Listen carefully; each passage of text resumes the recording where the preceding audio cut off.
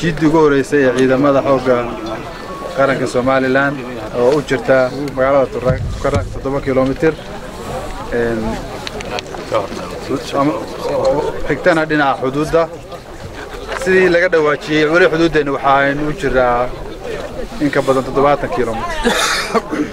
70 kiiloomitir in xuduudeena u jiro waxaanu uga joognaa oo hadda uga maqanahay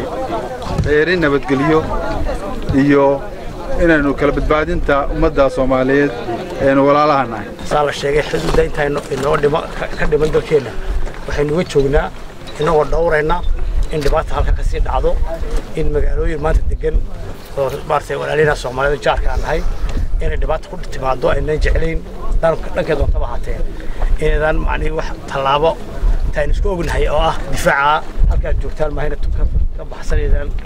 ku talaabsan ma ku nibadnay aad iyo aad noo ku hambaleyna runtii shaqada balaanada haysan jaranka iyo saaxiibadiisa kale maartay garbaha ah iyo dhammaan min taliye ilaa iyo maartay askariga hooseeya runtii